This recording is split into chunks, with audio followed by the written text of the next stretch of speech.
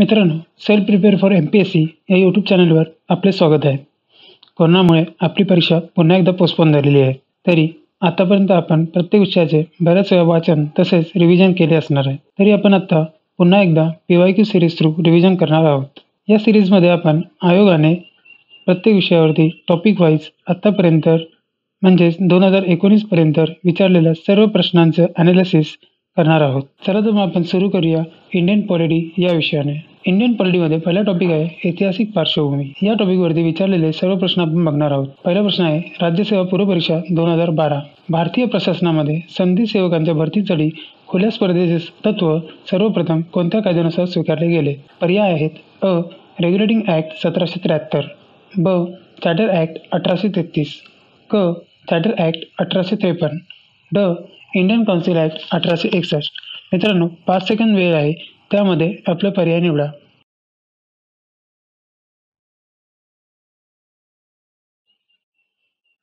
या प्रश्नाचे उत्तर आहे क. Charter act 1853. चला तर मित्रांनो, पर्यायात दिलेल्या चारही ॲक्टबद्दल थोडे जाणून घेऊया. पहिला ॲक्ट आहे रेग्युलेटिंग ॲक्ट 1773. या ॲक्टनुसार कंपनीला राजकीय आणि प्रशासकीय कार्यांना मान्यता मिळाली. तसेच ब्रिटिशांनी भारतात केंद्रीय प्रशासनाचा पाया घातला. बंगालच्या गव्हर्नरला बंगालचा गव्हर्नर जनरल असे घोषित करण्यात आले. बंगालचे पहिले गव्हर्नर जनरल होते वॉरन हेस्टिंग. तसेच या कायद्यामध्ये कोलकाता येथे सर्वोच्च न्यायालय स्थापन करण्याची तरतूद होती. या तरतुदीनुसार 1774 साली सर्वोच्च न्यायालय स्थापन केले गेले. या न्यायालयाचे पहिले न्यायाधीश होते एलिजा एम्पे. पुढचा ॲक्ट आहे चार्टर ॲक्ट 1833. या ॲक्टनुसार बंगालचे गव्हर्नर जनरल यांना भारताचे गव्हर्नर जनरल असे घोषित करण्यात आले. पहिले गव्हर्नर जनरल होते लॉर्ड विल्यम बेंटिंग. तसेच या कायद्यानुसार ईस्ट इंडिया कंपनी फक्त प्रशासनिकच राहिली. पुढील ॲक्ट आहे 1853. या ॲक्टनुसार गव्हर्नर जनरलचे स्वतंत्र लेजिस्लेटिव्ह काउन्सिल म्हणजेच विधिमंडळ स्थापन केले गेले. पहिल्यांदाच विधिमंडळात स्थानिक प्रतिनिधित्व देण्यात आले. त्यामध्ये 6 सदस्यांपैकी 4 सदस्य मद्रास, मुंबई, बंगाल, आग्रा या प्रांतातून निवडले गेले.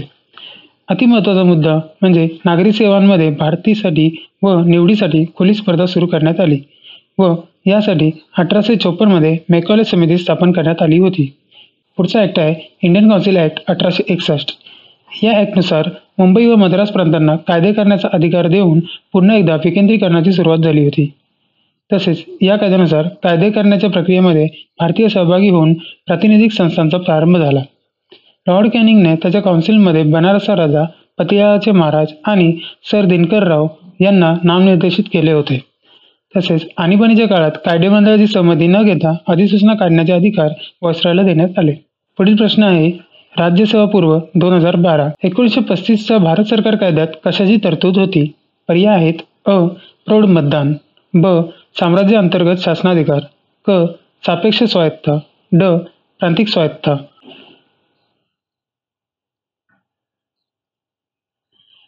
याचे उत्तर आहे ड. प्रांतिक स्वायत्तता. 1935चा भारत सरकार कायदा हा अतिशय महत्त्वपूर्ण कायदा आहे. या कायद्यामध्ये 321 कलमे व 10 परिशिष्टे होती. तसेच या कायद्यामध्ये अखिल भारतीय संघराज्य म्हणजेच प्रांत अधिक संस्थाने यांच्या स्थापनेची तरतूद होती. या कायद्यानुसार अधिकारांची विभागणी झाली होती.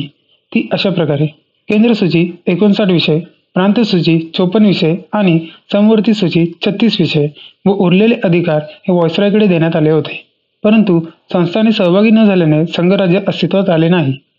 या कायद्यानुसार प्रांतामध्ये दुहेरी शासन व्यवस्था रद्द केली गेली व प्रांतांना स्वायत्तता देण्यात आली. तसेच केंद्रात दुहेरी शासन व्यवस्था सुरू करण्यात आली. 6 प्रांतांमध्ये द्विगृही कायदेमंडळाची तरतूद करण्यात आली. त्यातील 6 प्रांत म्हणजे बंगाल, बॉम्बे, मद्रास, बिहार, आसाम आणि संयुक्त प्रांत. भारत सरकार कायदा 1758 नुसार स्थापन केलेली इंडिया काउन्सिल ही रद्द करण्यात आली. तसेच या कायद्यानुसार एकूण लोकसंख्येच्या 10% लोकांना मताधिकार देण्यात आला. 1935 या कायद्यात रिझर्व्ह बँक ऑफ इंडिया यांच्या स्थापनेची तरतूद होती. तसेच संघ लोकसेवा आयोग, प्रांतिक लोकसेवा आयोग व 2 किंवा अधिक प्रांतांसाठी संयुक्त लोकसेवा आयोगाच्या स्थापनेची तरतूद देखील या कायद्यात होती. या कायद्यानुसार फेडरल कोर्टची स्थापना म्हणजेच संघराज्य न्यायालयाची स्थापना करण्यात आली. पुढील प्रश्न आहे राज्यसेवा पूर्व 2012. ब्रिटिश काळात स्वतंत्र निर्वाचन आयोगाची तरतूद कोणत्या सुधारणा कायद्यात होती? पर्याय आहेत: अ. 1832 इंडिया काउन्सिल ॲक्ट, ब. 1919 मॉन्टेग्यू चेम्स्फोर्ड सुधारणा कायदा. क. 1909 मॉर्ले मिंटो सुधारणा कायदा. ड. 1935 भारत प्रशासन कायदा.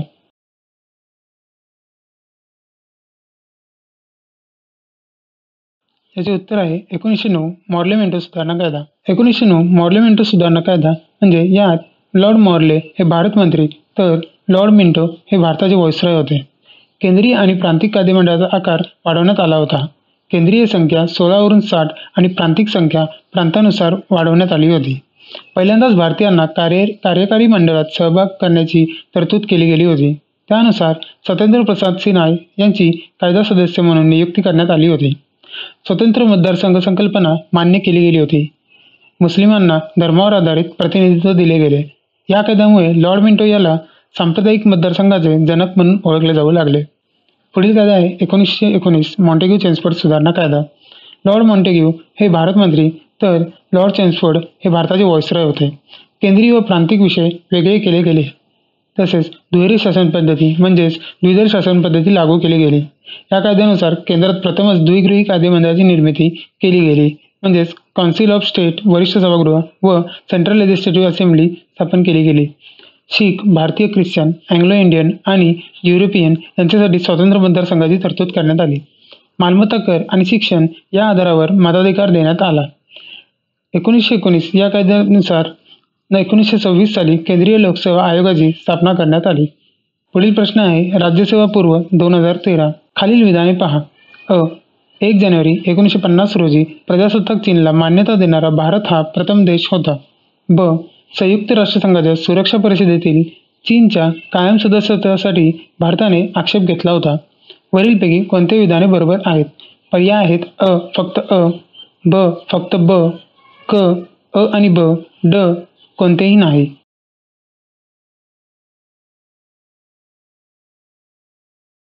याचे उत्तर आहे फक्त अ. पुढील प्रश्न आहे एएसओ मुख्य 2013. भारताच्या संविधानाची तत्त्वे निर्धारित करण्यासाठी 19 मे 1928 रोजी मुंबईमध्ये संपन्न सर्वपक्षीय अधिवेशनात कोणाच्या अध्यक्षतेखाली समिती गठीत करण्यात आली? पर्याय आहेत अ. सच्चिदानंद सिन्हा, ब. डॉक्टर राजेंद्र प्रसाद, क. पंडित मोतीलाल नेहरू, ड. पंडित जवाहरलाल नेहरू.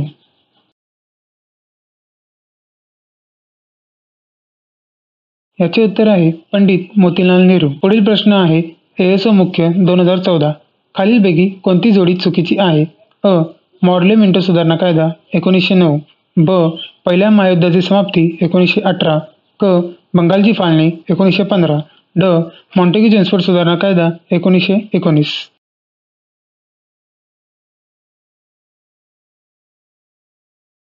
याचे उत्तर आहे बंगालची फाळणी 1915. मॉर्ले मिंटो सुधारणा कायदा 1909 हा पर्याय बरोबर आहे. आपण आत्ताच बघितले 1909चा कायदा. ब. पहिल्या महायुद्धाची समाप्ती 1918 हा पर्याय देखील बरोबर आहे. पहिले महायुद्ध हे 1914 ते 1918 या कालावधीत झाले होते. ड. मॉन्टेग्यू चेम्स्फोर्ड सुधारणा कायदा 1919 हा पर्याय देखील बरोबर आहे. बंगालची फाळणी 1915 हा पर्याय चुकीचा आहे कारण बंगालची फाळणी 1905 लॉर्ड कर्झन यांच्या काळात झाली होती. तसेच 1911 साली जेव्हा पंचम जॉर्ज दिल्ली भेटीला आले होते त्यावेळेस लॉर्ड हार्डिंग यांच्या काळात त्यांनी बंगालची फाळणी रद्द केली होती. पुढील प्रश्न आहे एएसओ मुख्य 2015. भारत सरकार कायदा 1935 प्रमाणे केलेल्या मुंबई प्रांताच्या विविध परिषदेची पहिली सभा 20 जुलै 1937 रोजी टिंबटिंब येथे झाली. पर्याय आहेत अ. मुंबई, ब. पुणे, क. नागपूर, ड. औरंगाबाद.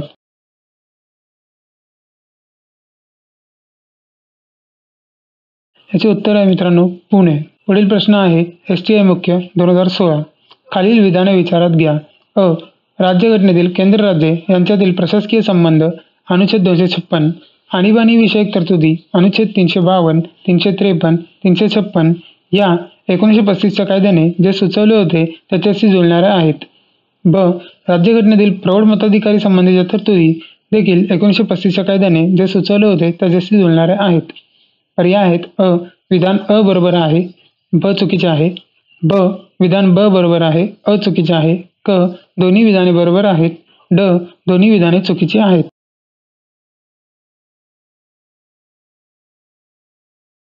मित्रांनो याचं उत्तर आहे पर्याय अ. विधान अ बरोबर आहे, ब चुकीचे आहे. अनुच्छेद 256 हे राज्ये व संघराज्ये यांचे प्रतिनिधित्व या संबंधित आहे. अनुच्छेद 352 आणीबाणीची उद्घोषणा या संबंधित आहे. अनुच्छेद 353 आणीबाणीच्या उद्घोषणेचे परिणाम या संबंधित आहे. अनुच्छेद 356 राज्यातील संविधानिक यंत्रणा बंद पडल्यास त्या संबंधित तरतुदी या संबंधित आहे. पुढील प्रश्न आहे ASO मुख्य 2016. केंद्राकडून राज्यांना निर्देश देण्यासाठी कल्पना आपल्या घटनाकारांनी टिंबटिंबकडून घेतली. पर्याय आहेत अ. 1909 चा कायदा, ब. 1919 चा भारत सरकार कायदा, क. 1935 चा भारत सरकार कायदा, ड. 1947 चा भारतीय स्वातंत्र्य कायदा.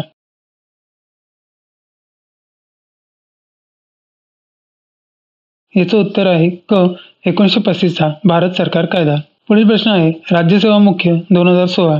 गव्हर्नमेंट ऑफ इंडिया ऍक्ट 1935 मधील खालील तरतुदी विचारात घ्या. अ. या कायद्याने केवळ मुस्लिमांनाच नव्हे तर शीख, भारतीय ख्रिश्चन आणि अँग्लो इंडियन यांच्यासाठी स्वतंत्र प्रतिनिधित्व प्रदान केले होते. ब. शेषाधिकार ही केंद्र शासनाकडे सोपवले होते. क.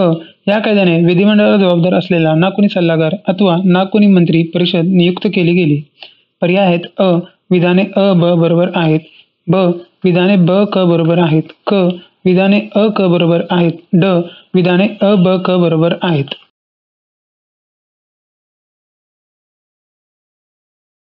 याचं उत्तर आहे क. विधाने अ क बरोबर आहे. जसे की आपण बघितले शेषाधिकार हे व्हॉइसरॉयकडे देण्यात आले होते. पुढील प्रश्न आहे राज्यसेवा पूर्व परीक्षा 2016. खालील विधाने विचारात घ्या. अ. 1935 च्या कायद्याने उर्वरित अधिकार हे भारताच्या गव्हर्नर जनरलकडे होते. ब. अमेरिकेत उर्वरित अधिकार राज्यांकडे देण्यात आले आहेत. क. कॅनडामध्ये उर्वरित अधिकार हे प्रांतांना देण्यात आले आहेत. वरीलपैकी कोणते विधान बरोबर आहे? पर्याय आहेत अ. विधाने अ ब बरोबर आहेत, ब.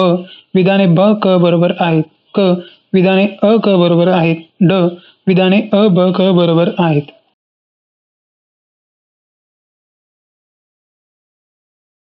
याचं उत्तर आहे पर्याय अ. विधाने अ ब बरोबर आहेत. कॅनडामध्ये उर्वरित अधिकार हे केंद्राकडे देण्यात आलेले आहेत. पुढील प्रश्न आहे राज्यसेवा मुख्य 2017. खालीलपैकी कोणत्या कायद्यानुसार कलकत्ता येथे सर्वोच्च न्यायालयाची स्थापना झाली तसेच भारतात केंद्रीय प्रशासन व्यवस्थेची पायाभरणी झाली? पर्याय आहेत अ. 1833 चा चार्टर ऍक्ट, ब. 1784 चा पिट्स इंडिया ऍक्ट, क. 1853 चा चार्टर ऍक्ट, ड. 1773 चा रेग्युलेटिंग ऍक्ट.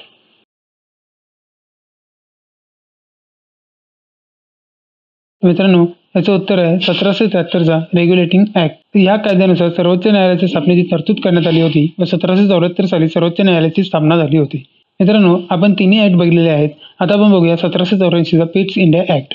1773 च्या रेग्युलेटिंग ऍक्टच्या त्रुटी व उणिवा भरून काढण्यासाठी हा दुरुस्तीचा कायदा होता. याला सेटलमेंट कायदा देखील म्हटले जाते. कंपनीच्या व्यापारी व राजकीय कार्यात विभागणी केली गेली.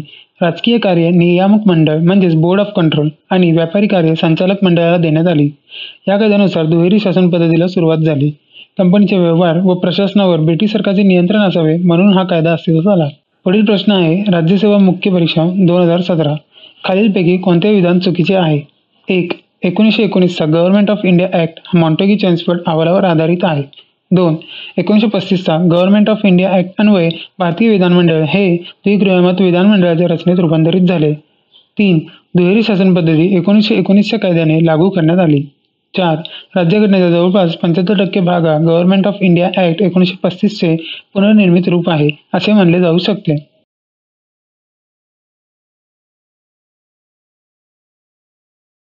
याचे उत्तर आहे 2. 1935 चा गव्हर्नमेंट ऑफ इंडिया ऍक्ट अन्वये भारतीय विधानमंडळ हे द्विगृहमत विधानमंडळाच्या रचनेत रूपांतरित झाले.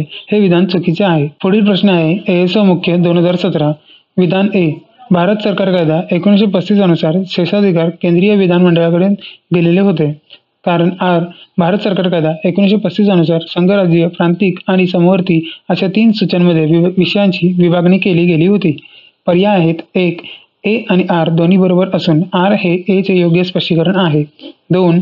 ए आणि आर दोन्ही बरोबर आहे परंतु आर हे ए चे योग्य स्पष्टीकरण नाही. 3.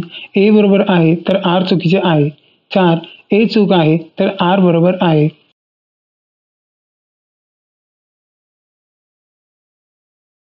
याचे उत्तर आहे पर्याय क्रमांक 4. ए चूक आहे तर आर बरोबर आहे. शेषाधिकार हे व्हॉइसरॉयला देण्यात आले होते. पुढील प्रश्न आहे ॲग्री पूर्व 2018. 1935च्या कायद्यातील पुढीलपैकी कोणत्या तरतुदी अंमलात आल्या नाहीत? ए. भारत मंडळ रद्द. ब. भारतीय संघराज्य. क. केंद्रातील द्विदल राज्य पद्धती. ड. प्रांतिक स्वायत्ता. पर्याय आहेत अ फक्त, ब आणि क फक्त, क. ब आणि क फक्त, ड फक्त. याचे उत्तर आहे ब आणि क फक्त. पुढील प्रश्न आहे एक्साइज मुख्य 2018. खालीलपैकी कोणती जोडी बरोबर आहे? 1. 1909 कायदा निर्वाचन तत्व. 2. 1919 कायदा प्रांतिक स्वायत्ता. 3. 1935 कायदा प्रांतासाठी द्विदल राज्य पद्धती. 4. 1947 कायदा जबाबदार शासन पद्धती.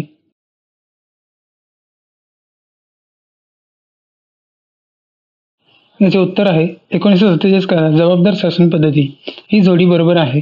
1909 कायदा स्वतंत्र मतदारसंघ या कायद्यानुसार आलेले होते. द्विदल राज्य पद्धती ही 1919 कायदा याद्वारे आलेली होती. प्रांतिक स्वायत्ता ही 1935 कायदा यामध्ये आलेली होती.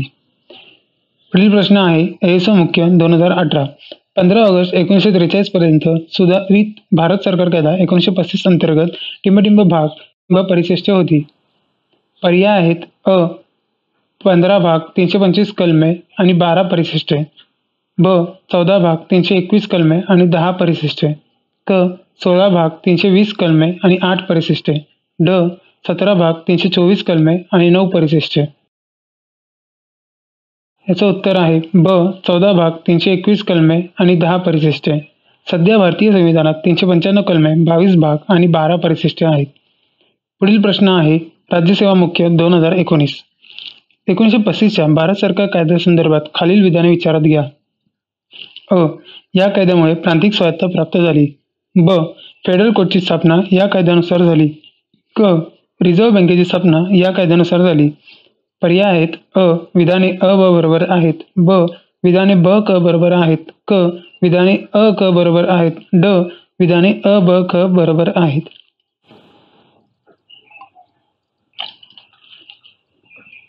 याचं उत्तर आहे विधाने अ ब बरोबर आहे. रिझर्व्ह बँकेची स्थापना reserve bank of India act 1934 नुसार झाली. 1935च्या भारत सरकार कायद्यात रिझर्व्ह बँक स्थापनेची फक्त तरतूद करण्यात आली होती. मित्रांनो, आतापर्यंत ऐतिहासिक पार्श्वभूमी या टॉपिकवर आयोगाने विचारलेले सर्व प्रश्न आपण बघितले आहेत. आता उर्वरित इतर मुद्दे आपण बघूया. भारत सरकार कायदा 1858. 1857च्या उठावानंतर भारताच्या सुशासनासाठीचा केलेला हा कायदा होता. भारताच्या गव्हर्नर जनरल पदाचे नाव भारताचा व्हाईसरॉय करण्यात आले व भारताचे पहिले व्हाईसरॉय लॉर्ड कॅनिंग हे होते. नियामक मंडळ आणि संचालक मंडळ रद्द करून दुहेरी शासन पद्धत रद्द करण्यात आली. भारत मंत्रिपद हे या कायद्यानुसार निर्माण करण्यात आले. पुढचा मुद्दा आहे सायमन कमिशन. भारतातील परिस्थितीवर अहवाल देण्यासाठी ब्रिटिश सरकारने जॉन सायमन यांच्या अध्यक्षतेखाली 7 सदस्यीय वैधानिक आयोग स्थापन केला. यातील सर्व सदस्य ब्रिटिश असल्याने आयोगावर सर्व पक्षांनी बहिष्कार केला. 1930 मध्ये या आयोगाने अहवाल सादर केला. त्यामध्ये त्यांनी दुहेरी शासन व्यवस्था रद्द करावी, प्रांतांमध्ये उत्तरदायी सरकार असावे, संघराज्य स्थापन करावे व सांप्रदायिक मतदारसंघ चालू ठेवावा अशा तरतुदी केल्या. पुढील टॉपिक आहे जातीय निवाडा.